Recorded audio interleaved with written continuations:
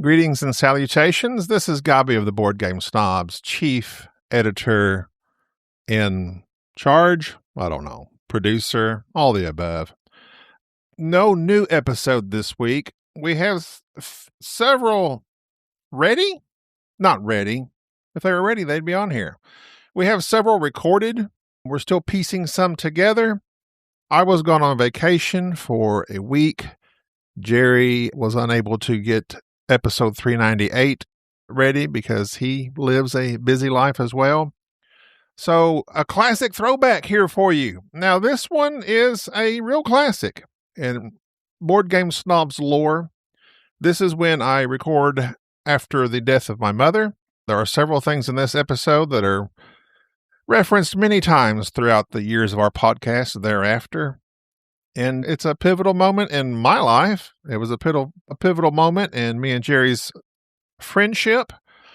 It's had its ups and downs since then, but we're still hanging in there, and it's a pivotal moment for the podcast. So I figured that's a classic throwback right there. And, you know, I think this came out June 26, 2019. It's been a while. This is before I referenced Jerry's medical field expertise. And you'll notice we did not call him a healthcare hero because this was before the pandemic, before he became the healthcare hero he self-proclaims himself to be today. But anyway, it's a special episode in our hearts. So here you go. Listen to it. You've already forgotten about it anyway. Bye-bye. Welcome to the Board Game Snobs podcast. Critically harsh reviews with a touch of class.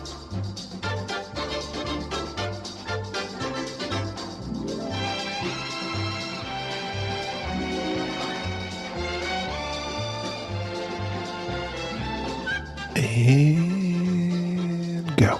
And were you wondering what you could do for the next 45 minutes to fill your time? Probably listen to the 37th best podcast. Wait a minute, we're moved up to the 35th. The 35th best podcast about board gaming that is currently on the air or on the podcast or on the internet. The sexiest podcast. In the cloud. Yeah. I like that we have that nomenclature now of referring to things that we can't see as being in the cloud. Yes. You just think of all the data that's in the cloud. It's up there. What is your thoughts on 5G? Will that bring about the end of the world? Yes, okay, obviously. Probably so. Follow us on Instagram, Facebook, Twitter, LinkedIn, The Guild, Netflix, probably Amazon Prime, Hulu, whatever. Voodoo, Hulu. Crackle. Recently, I got Hulu. Really? Recently. You often talk about Hulu. It's my favorite, probably. So I got Hulu. Is that the one where you watched... this is sad. I got it to watch that show that you kept talking about that's like Star Trek, but it's not Star Trek. Orville. That has the guy that I don't like in it. Seth MacFarlane. Haven't watched not one single episode. What? Not yet, but I'm ready for it. Now remember... You have to bear through. I'll bear through it. The first 3 episodes. I'm a bear. Do I have to? Can I skip one? Well, I mean, it does kind of give you a little bit of like background on the characters. They are not developing characters. No, they do because him and his wife have a thing. And it's a whole thing like that. That's kind of the backbone of Seth MacFarlane's character. So you kind of have to know that. So the first hour and a half is going to be rough. Yeah. Okay. But I mean, it's still somewhat entertaining. Just expect like super corny jokes. Well, that's what you can expect from this podcast. Super corny jokes. If you like the Orville, you'll love Board Game Snobs. Currently, we give a lot of free advertising, I noticed. I guess it's not really that much because... Listen to No Pun Included. I don't think that I don't really consider it advertising because we don't probably have that many people listening to us. We're very niche. But we can advertise things, don't we? We can talk about things. I love my niece and my nephew, said Sean Connery.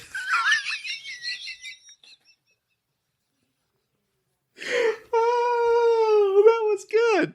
Where did that come from?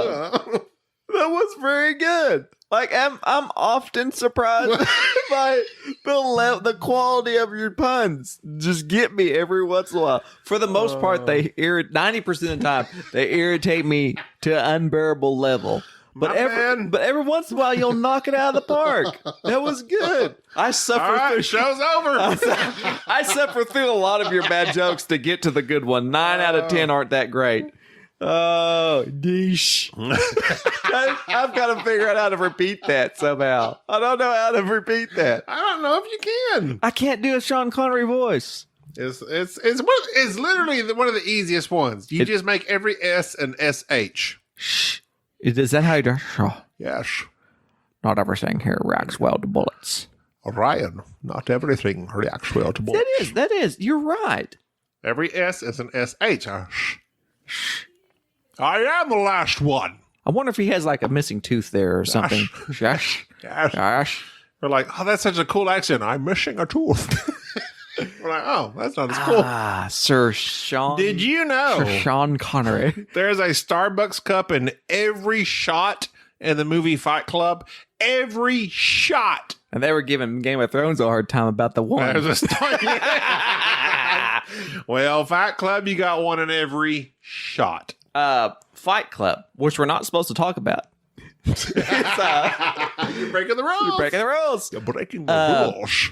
Brad Pitt is probably, okay, Go in terms of actors, top 5 actors. You know of my man crush on Kevin. On who? Costner? Oh, Yes. yeah. Please. We're not even talking. Kevin's no... So we're just dismissing him as all-time number one? Yeah, I wasn't even going to bring him up. It's a give-in. Kevin's no longer an actor. He is a legend. He's an icon. I wasn't even going to mention Kevin. I'm talking about... Icon go with that. I'm talking about Leonardo DiCaprio. Leo. I love He's Leo. up there. You're talking about of modern actors. I love Tom Hardy. Keanu, obviously. You know, Keanu... Look, let's talk about... Speaking of niches, he's got his niche. Where did he come from? How did he come from being a goofy, comedic stoner role like Bill and Ted to all of a sudden like he's in The Matrix to now he wasn't a thing for a while. A thing. Now he's a thing. A thing? He's a thing. He's not a thing. He's a thing. He's a thing. People love Keanu Reeves. Is it because he likes dogs? Is that all it takes to be popular? That endeared him quite a bit. To be popular, all you have to be is sexy and like dogs. If I would like dogs, I would be popular. See what I did there? I see what you did. I implied that I was sexy. I see what you did there. I do like dogs, not the big ones. Not the small ones either. I like the medium-sized ones. What is a medium-sized dog to you? Kind of like a corgi. I like corgis with their little... Well, they're like a little bit of both. They got the short legs. That's why I like with them. the full-size body. I like basset hounds. Oh, yeah, I got you. Like, remember... Beagles. Well, obviously. Jack Terriers. Jack Terrier. Oh, my dad had a Jack Russell. Jack Russell. That's what Jack I mean. Russell. Yes. The Basset Hounds. What was the one on Dukes of Hazzard? Roscoe P. Coltrane. Roscoe P. Coltrane. And it was... Okay, growing up, I thought his name was Roscoe Pico Train. No, it was P. The P was for his Paul. letter initial. It was Paul. Coltrane. Do you think it was Paul? Was his middle name? I was Roscoe 8 years old. I thought it was something Roscoe Coltrane. Pico Train. Roscoe P. Coltrane. Coltrane. He was a lot better than Enos. Who? Enos. Come on. Nobody names their kid Enos. Why are you doing that to yourself? Oh, man. You're setting yourself up for It was problems. a silent P. Like, There okay. you Anyway, This episode brought to you by Cafe du Monde. This is my favorite type of... your wife bought the favorite type of coffee or espresso. This is just coffee. Technically, it's not espresso unless you... she brew got with some kind of 150 coffee PSI. when we went down to eat crawfish that she's all in love with. Cafe du Monde is my favorite because it has chicory in it. Chicory, that's I it. love chicory. If you're Really? from Louisiana and you drink community coffee is with chicory? chicory, it's a... is it a spice? I don't know. I'm asking you. I think it's not technically, but it's something that they put in coffee that kind of gives it a little bit of a kick. It has a little bit of an aftertaste, and it's very off-putting when you first try it. But because I think it's meant to have to have milk in it, like to be kind of milked down a little bit. But man, I love coffee with chicory. I don't like lattes. I like cappuccinos. I like some taste. Huh? What? Was that a joke? Go on. Anyways, All right, so this is the episode where people want us to get personal. I'm getting personal. We're going to get personal. You could tell I'm not getting personal because I'm drinking coffee rather than alcohol. Go ahead. You want to get personal? Okay, well, I'll get personal first. Please do. So, when's this going to come out? I don't know when it's going to come out. But it's going to come out approximately, I'd say, 2 months plus a couple of weeks after my mother has passed away. Your dear mother. My mother, who I love very much. And I'm finally at a point where I can speak about her without bursting into tears. True. And I want to say thank you to everybody who said nice words. I want to say also thank you to especially the Soultrains. The Soultrains. He sent me which helped in my sorrows. What's that called? Decanter? Decanter. Yes. With the Avengers logo. Then very nice words from him and his wife, Chris Soultrain and his wife. Sorry, I do not know her name off the top of my head right now. She has sent us one email. Send us some more. I'm not remembering. She's Team Jerry. She's Team Costner. Oh, she's Team Costner. Technically, it's Team Jerry. Go ahead. Okay. Not to derail this. Not to derail your train of thought. It's okay. See what I did there? I see what you train did. of thought. So really yes, good. my mother passed away a couple months ago. So that's why we took a little bit of a couple of weeks off. A sabbatical. Took me a little minute to gather my thoughts, gather my wits, deal with the situation. My mother was one of the top women in my life, obviously. I love my mama. I was a mama's boy from early on. If I wasn't 350 pounds, I would still crawl up in her lap and let her cuddle me. Until I got too overweight for her to hold me, she would still do so. That was a pretty rough time after 14, wasn't it? I was a big boy. Yes. But yeah, sadly that happened. So we dealt with that. I'm dealing with it still. Sometimes, like, you know what's weird? People want to get personal. Let's get personal. Get personal. I will be like driving down the road at my job. And used to when I was driving home from like work, I'd be like, okay, let me call mom, check on mom. And I'd talk to mom, see what's going on, check in with her. Like I'll be driving home and I'm like, bam, let me call mom. Oh, wait. No, my mom's not around no more. Yeah. And it will hit me. And I will cry on my way home from work. And I will cry and I let myself cry a good hard 2 or 3, 5 minutes. And then I'm okay. I'm like, okay, I'll recover. Then I'm good.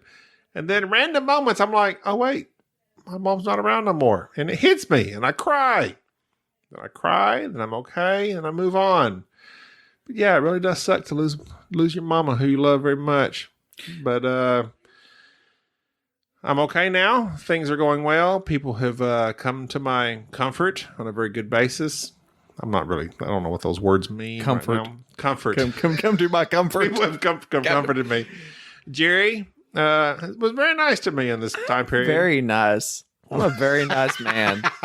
Usually a cold-blooded rascal. Yes. I do. He showed himself very comforting in my time. In fact, okay, this was weird. Like, so my dad calls me and he's like, okay, so if you had followed the podcast, my mama she's been in bad health for a while. February, she got really bad. She went to the hospital for a couple of weeks. Things were bad. So from February on, she was in hospice. And we're like, okay, so basically you expect this day to come, right? Jerry operates in this world as a nurse, EMT, everything else. He understands.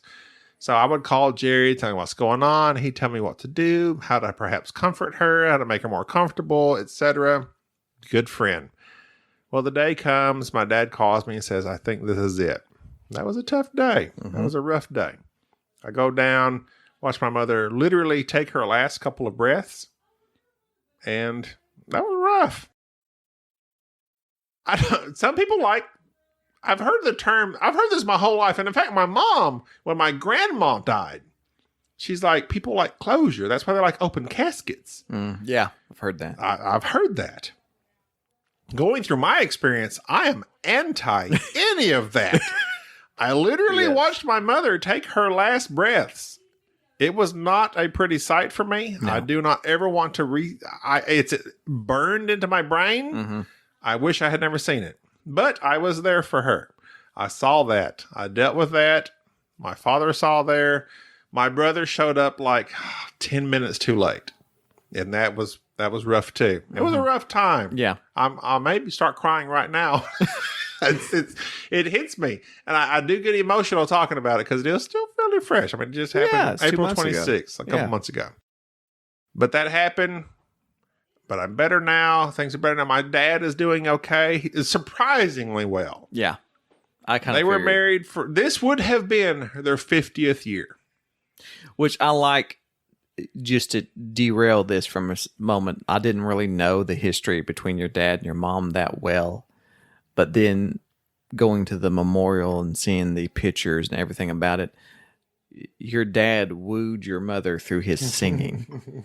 And it was like this. He was a singer. He was a singer. As people have listened to this podcast can hear him. Yes. And it was like, that was looking at pictures of your mom. Your mom was a very beautiful lady. Of course, that's where I get it. And it was like...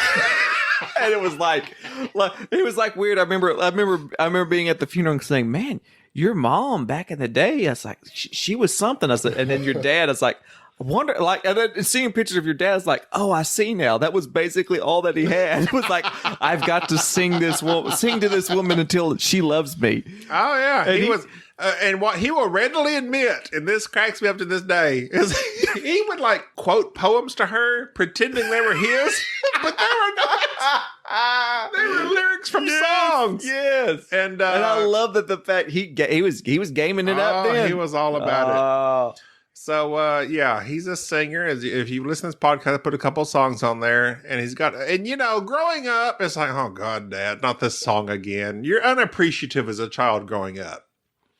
But now I appreciate my father's talents. I have zero talent. My dad can play the guitar. Well, he can play the basic chords. He's got those 3 chords down. He's got them down, and he can sing to them, adjusting what he needs. I have zero talent, Gary. You got talent. What can I do? Man. I can drive a truck. That's my talent. I can't do anything. But my mom was a fiery lady, full of passion. Yes. She went down to South America, met my dad. Then Grandma was sick, apparently. This is what I remember them telling me. And that's why they moved back to the States, because Grandma was sick. Grandma died when I was 12 years old. So my grandma was just like Mom. She loved me. She kissed on me, give me whatever I want, toys, food, anything. And so 1990, I was 12 years old. Grandma died. She was 84. She was about, let's say, Mom was 72 or 3. 3. So Grandma lived about 11 years longer than Mom. Yeah.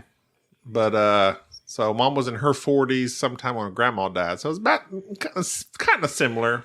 Grandma had about 10 years on her. But anyway, yeah. So it's been a tough couple of months here for me. But anyway, so I got a brother. He's an older brother. Who looks like evil Gaby. He has a goatee and tattoos. It is, if you've ever watched that episode of Star Trek where they like took Leonard Nimoy, the mirror universe, and like it's evil Spock, and all they did was give him a goatee. Literally, Gaby's older brother is slightly thinner with hair and a goatee, and he looks evil. He's a lot thinner. He's a lot thinner. I wasn't gonna say that, but he looks like evil Gaby. It's like it make you pause. They're like, what happened? Yeah. But yeah, I mean, just like every family, things weren't always super smooth for us. Dad was a fiery Latino growing up. Now, all 5'5" of them. Now, yes, my father's very, very small. No, Mom was 5'4". Dad's like 5'2". Yes, he's not very large. I dwarf my father now. Yes, but how tall are you? I'm 6'0". Yeah, he's 5'2". 350. And he's 125. 2. Yeah. Yes. So yeah, and then how me and Jerry met. It was through mainly, but it was Bubba. It was Bubba. Bubba's been a long time friend of mine. He kind of knew my family, kind of knew my wife's family. And then Bubba worked at Walmart for a long while. And then I got to be... Bubba's worked everywhere. Worked everywhere. Bubba moved to Hugo, and he knew Jerry.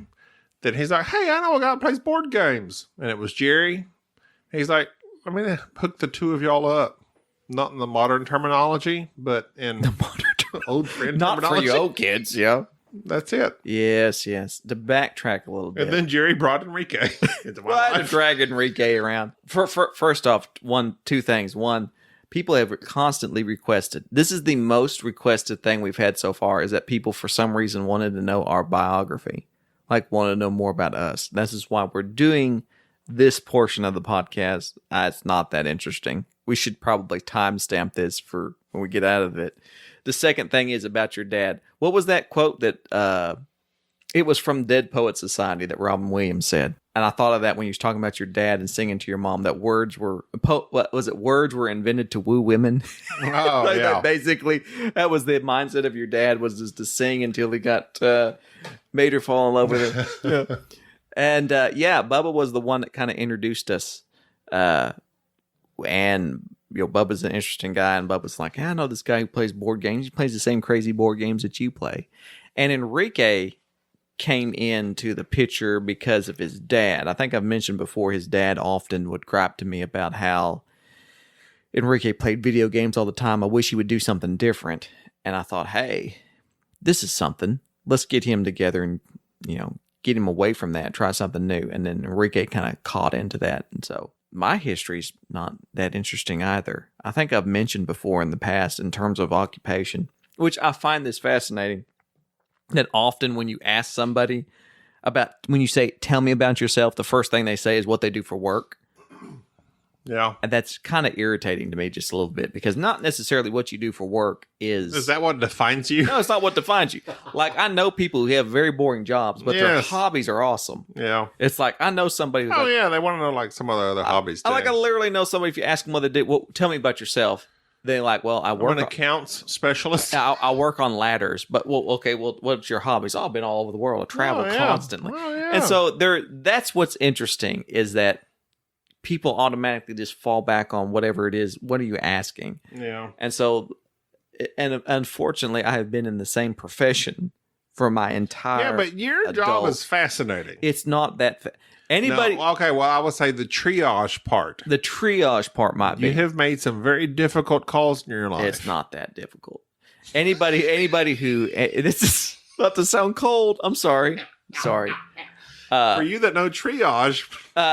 So from like the time that I was 18 years old, I've been involved as an EMT or EMS, and then into the fire department, and then eventually got a degree, went on to be an RN, and have worked in, whether it be some in rehab, some what they use the floor. Well, that's what they call it, med surge, just generalized hospital stuff, home health, and in emergency rooms, just a little bit of everything. But my heart always kind of lied with the emergency management side, the emergency medical services side, whether it be with the fire department or working on an ambulance and so forth. And so a lot of my background was that, as either an instructor or a trainer for the fire department, or working on the ambulance and just good old fashioned stuff. And that's the reason why that's fascinating to some, is that unfortunately, when you work in that occupation, you get to see the worst of everybody. You get to experience things that See some dark stuff. you see some dark stuff Yeah. that scars you for life. And that's why you end up either being one of the people who You are very callous. that are very callous, or you statistically burn out after 5 years. That's like the thing. It's like every 5 years, then like everybody leaves. Or you become quite like this, where you just, everything's a joke and nothing's too serious. Right. And so for a very long time working in the medical field in the various areas, and seeing what people will do to one another, and seeing how people react, and being, as anybody in the medical field will profess, is that the worst thing, one of the things that irritates you the most is on television, watching how the medical field is portrayed. It's not accurate. I will say that from my point of view, Yes. when my mother was sick, I'm like, oh, well, we'll just take her to the hospital and they will take care of her. And you rush her to the hospital, and it's not like the TV shows. No, it's not like the TV She shows. is not their number one priority. No, you're not. There is a. I had a buddy who was in China who got sick. China. He got sick with pneumonia, and he calls me and says, "Hey, it's very different over here." And I was like, "Yeah." So what happened? He said, "I got admitted to a hospital, and they put me in a room, and there was no food." He says, like when you're in the hospital in America, you kind of sit around and people, there's lunchtime. They wait on you, yeah. And there's no sheets on the bed. Wow. And I said, so what do you do? He says, no, it's your family is expected to provide that for you. Really? And I was like, wow. I said, so really? I said, so like, what if you don't have any friends or family? He says, well, then you're just on your own. Then you're hungry. You're hungry. And I thought, man, that would like that's like and that's something that like 90% of the medical field in nursing now has turned into being about customer service. It's not about the patient. It's about making people, it's like being at a hotel rather than medical care. Yeah. And that gets pushed to the side. And it's stressed, and I'm not going to get on my soapbox about that. But yeah. Thank you. So yeah, that's why I'm crazy. That's why I say, and I'm very dark, and why I laugh about things, but also why I understand what Gaby goes through in regards to losing a loved one or having to experience mourning. Oh, something I want to say about that real quick. So my mother is literally on the deathbed. I watch her pass away. Jerry calls, like, what's going on? I tell him what's going on. He's like, I'm on my way. I'm like, man, don't worry about it. She's gone. I'm okay. There was lots of friends and family there. He's like, no, I'm on my way. I'm like, no, seriously, don't worry about it. We're good. He shows up anyway, him and Bubba, and they're there. And it made all the difference in the world. And like, I could get emotional over that. And I was actually describing the situation to some other people, some other friends of mine. I'm like, yeah, Jerry and Bubba showed up, and I'm like, bam, they're my two close friends, best friends, and it just made me super emotional, and I can cry about it. But now, in retrospect, it makes you very appreciative for the people in your life, and Jerry's one of those. That there was something that you said that to me was very awkward. But I remember when Bubba and I were there, I think it was your brother or someone you was talking to, and they looked at us like we just showed up. Like, there's your family. He was like, bam. And then there's this weird guy that shows up, and then you got Bubba come storming in. So we're all like, we just come running up, and they kind of look at us like, who are you? And we didn't introduce ourselves. And then you look at somebody and says, yeah, these are the guys I play board games with. And there was this weird moment in time where this guy had to process, so you play board game, you like Monopoly? So literally your mother's dying and you think to yourself, I'm going to call my board game group. Is that what you mean? And I think that's very telling when you think of people who play board games and their little group, what they experience and what they talk about. You get to see people present themselves. For instance, I think there's a lot of people that when my wife will tell people, like, my husband's very competitive. And some people go like, what, Jerry? Jerry's competitive? Like, no, he's vicious. And like, you don't want to play games with him. Well, why? It's like, because he turns into a monster.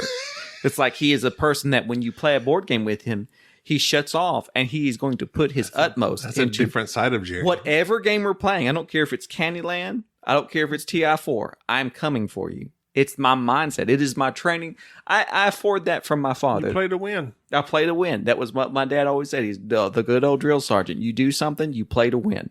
You make sure that even if you know you're going to lose, that you present yourself in such a way that the person who beats you understands you gave them your best. Because that's what your agreement is. When you start to play a board game, yes, is the agreement between the players. I'm taking this seriously.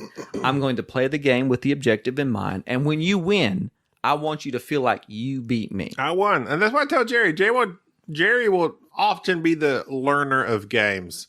And we will play, as we just did today. Mm-hmm. We played 3 games. Jerry beat me at all 3. But he was the one that remembered the rules. He remembered how they played. And I don't like mercy. I like to remember. Don't like mercy. I don't. If you're going to beat me, beat me. Yes.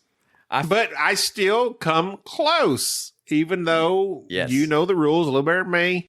There was, we'll discuss Santa Maria today. There was a rule I completely forgot that could have scored me 18 more points, but I forgot how it went. You still want to beat me? I want to beat you. But I mean, that's just the way it goes. Don't show me mercy. Just play the game. I should learn it. If I don't remember it, it's my fault. We'll play that game. Okay, now next time we play it, I now know the game. This is where that's the tell of the game. But anyway, so that's a little bit of background on me and Jerry. The only Jerry he's married, has 2 children. Have wonderful children. I'm just a good person. I've been married for 20 years now. Wow. We have a daughter, Pager. Your wife That's a doesn't whole look different old story. enough to be married to you for 20 years. No, I hope Gina she's listens to aged this very well. podcast. I've aged very poorly. Gina loves me. If Gina you want to thinks I'm talk about like a great queen person. and king and queen scenario, that's me and Gina. No, that's not true. Because if you look at Gaby's old photos, I pointed this out. This is very you wonder, you look at some people and you wonder, how did they get here? How far they have fallen. I was talking to Gaby's wife once and I was like, so what made you marry Gaby? And she says, he was a handsome man. I was like, what? No, What do you she mean? also loved my humor. She My pulls up jokes. this picture that I kid you not. I'm going to post this on our Instagram when this Okay. when this Okay, go when this ahead. podcast comes out. To me, it was a Equate brand Keanu Reeves. Gaby had hair. He had one chin. He had a jawline. It looked like, I was like, wow, I could see where you would be mesmerized by this. And then slowly over the time, hair is got astonishing. That's why I'm jealous of your hair. And I do have noticed nice it. hair. Hair is very important. Shampoo, conditioner, repeat. No, I understand that. But I also hear that, like, if you gain weight too quickly, Yeah. it can affect your hair. It does. If you lose weight too quickly, it can affect your Anything hair. affects your hair. Well, I've gained weight quickly, and I've lost weight, and I've gained weight, and I've lost weight. It's not good for your hair, No, it's not. as well as You're genetics. losing hair right now. My mother had thin hair. My grandpa on my mom's side was bald. The odds were against me. The odds were against me. It happens. All right, so there's our personal stuff. I there- hope that's good enough for you. Yeah, that's as personal as we're going to get. That's Gaby, as personal we're going to get. that's as personal as we're going to get. We like to have fun here. We like to have fun here. We like to keep it real. Oh, man. So what are we going to talk about next? what I want to talk about is Santa Maria. The Nina, the Pinta, and the Santa Maria. Santa Maria. It's an older game. It came out a few years ago and was very well recognized at the time. The designers of it, off the top of my head, I can't think of it, nor can I even think of the company who makes it. It's a tile laying game. Just FYI, I despise tile laying games, as does Gaby. This game, each player has their own personal board. You lay out tiles. As one of the actions is that you can take either these various types of tiles, lay them on your board, and they have different buildings on them that, when activated, provide you resources. Nothing special. Or perhaps they move you up on one of the two tracks, the religious, the monk track or the conquistador track, each providing their own separate benefits. So on your turn, you're either laying tiles or you're selecting dice to activate either rows or columns on your player board. And this is what's fascinating about the game. So certain dice are rolled, white dice, which indicate the certain columns that you can activate. So when you select a dice that you want to use, you go all the way down that column, activating every single building on that column, and then you end on the last one. That's where you place your dice. And so that building has now been used up.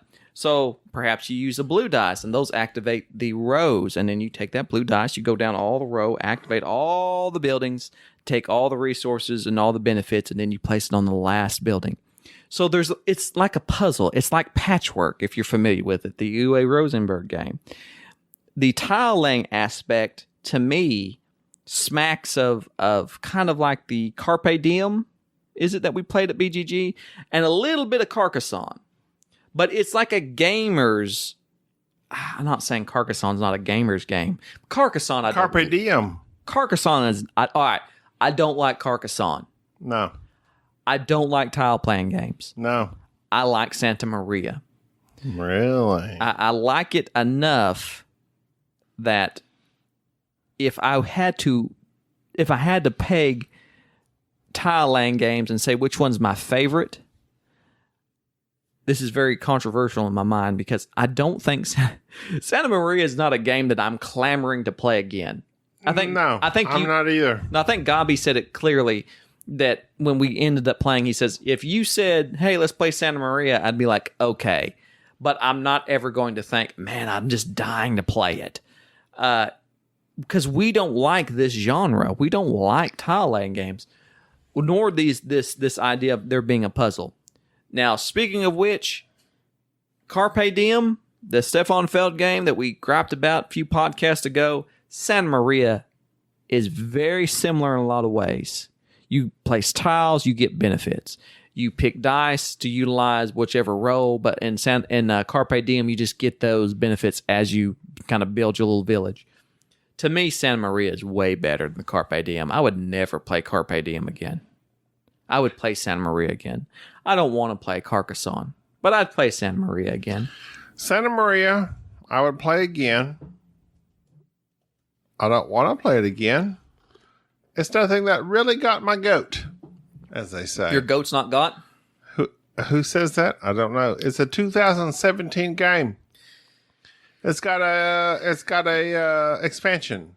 Coming out. Is it coming out or is it out? It's coming out. I haven't seen it yet. It's got a solo. Which the solo is basically I'm all about solos. To the benefit of this design, the solo is very similar to the base game. Like you could solo this game and be just fine. Get almost the same experience that you would from a multiplayer game. It's by I can't pronounce their names out. Eilif Svensson, Christian Ostby, artist German Bonn. That's terrible. I don't know how to say their names. But we enjoyed it. After it was over, fine. It was like Santa Maria is like a weak tea. It's like it's something that it was calming. It was somewhat thoughtful. My brain didn't burn. No, it's fine. I did forget the rule of shipping the sets of 3. Yeah, it's fine. It's very abstract. Very abstract. Now I want to talk a little bit about, if I can, the theme of Santa Maria. Go ahead. It's colonialism, but it's presented in a very happy-go-lucky way. I mean, happy faces. It's happy faces. Literally, the victory point faces is how happy your colony is, and the victory point tokens are these pink, grinning. We're so happy to be colonialized. So happy. Our village is so happy. So glad to see you. This is not referring to the happiness of the indigenous people. It's just referring to the happiness of, I guess, the colony. Do you realize that when I was looking at this game and thinking about how many games we have that are about colonialism, we have a lot of them. What? Okay, so we got Santa Maria, which is very abstract. I know that. We then have Endeavor, which literally has slavery cards in it. Okay. We then have one of our favorite games of all times, Age of Discovery. Oh. Is just that. Oh, yeah. And then Mombasa, which is just... Yeah. It is. That's exactly what it is. A nice glassed over version. Archipelago, which we have not played, which sits on our shelf of shame. It has for the longest. Is essentially... It's our longest shelf of shame resident. It is, isn't it? Archipelago it is our longest shelf of shame resident. I'll get on that. I promise you. I will. I'll probably take it home with me right now. Okay. I will take it home with me because I need to learn it again so that we can teach it. But the thing is that why are so many games about colonialism? It's not something that we like. Isn't that a area control? Yeah, but why? Like, why is that such a... Is it just a fascinating part of our history? I think it's fascinating, but for bad reasons. I think so. Because if you talk about colonialism, it's obviously not good. It's like, hey, we're here. We're going to take your stuff. The stuff you've worked hard at, we're going to take it. Now we're going to tax it. Colonialism, you can colonize something that nobody's there at. One of my favorite shows of all times. I talked about this last time. Downton Abbey. No. We talked about like... Knight Rider. No. But Nighthawk. No. It's not a show. I'm sorry. It's Airwolf. It's a movie. Do you remember Airwolf? I remember the theme song because I bought the CD one time that was like the best theme songs of the 70s and 80s. And it had... Michael Jan Vincent? Yes! It had the Airwolf thing. If you want to be pleased with your life, watch, is it Jan Hammer? I think it's Jan Michael Vincent. Okay, no. Jan Hammer. I think I'm saying that wrong. I'm sorry, but he's the guy that did the theme song for Miami Vice. Oh, And there is a YouTube video of him with a keyboard just playing that, and he is very pleased with himself. I thought it was this. That's Airwolf. This is the Airwolf main theme. There's apparently like... Yeah, Airwolf was great. You know what else was great? You're going to have to turn that off. We just now paid off Enya. We just now paid off Enya. No. Oh, I liked Airwolf. Who starred in that? Jan Michael Vincent and Ernest Borgnine. Borgnine. That's Yep. who I was thinking of. Oh. What happened to them? They grew old. You get 10 points if you will name the person that, this is so sad, last night talking with Bubba. Who is the guy that played MacGyver? Michael Dean Anderson? Dean, is it? We were talking about MacGyver and how much MacGyver was such a great film, a great series. And I blanked on Richard Dean Anderson. Richard Dean Anderson. I knew Dean was in there. That was such a great, wholesome show. It was. Why is there not a board game about MacGyver? What are you going to make it? My game about MacGyver is just going to be when you open the box, it's going to have a nice picture of Dean Anderson on it. When you open the box, there's going to be a paper clip, a rubber band, and a pencil. And it's be like, make your own game. You just figure out. There you go. I don't know. Oh, that'd be a great thing. Or that'd be better than colonialism. You know, they made a MacGruber. MacGruber? Yeah. From Saturday Night Live. Was that Will no, it wasn't. Forte. It was. Will Forte. Whatever happened to him? He's still making a show. He's not He making made a that show. Last Man on Earth. And it was like Last Man on Earth, but yet there was like 20 people in the show. Yeah, I hate when a show It veered from its premise. builds from its premise. Santa Maria is very abstract. It's okay. It's okay. Do you need it? No. Probably not. Now, Did you like Patchwork? If you want Patchwork a little more gamey, get Santa Maria. the only people I think Santa Maria would be applicable to would be those that super love Carcassonne, Isle of Skye, and Patchwork. If you're that type, you like a lighter game, that probably something you could probably play with your kids. It's a little bit stepped up from a family game, I'd say. Has a decent solo. Santa Maria might be up your alley, but for us, a certain other podcast talked about it very heavily and recommended it, which is why it was on my watch list for so many years. I happened to get it used at the local BGG flea market, and it's okay. I'm glad I played it. Yeah, me too. I mean, I always enjoy playing a game, but it's not a game I would just seek out and buy. Nah. So Board Game Snobs, not approved. it's okay. It's okay. So if it's okay, It's not approved. approved. Yeah. We don't do approved unless it's something we really It think did not is- blow us away. We're not blown away. Friends, family, loved ones, boardgamesnobs@gmail.com. This has been our most personal podcast yet. You're wiped out from it. I could tell. I'm done. It done. I'm sorry. so done. Please send us an email if you want to. You don't have to you really don't have to send us any type of email that's about anything. Just say, hey. Literally, Hey, just what's send an up? email that says, hey.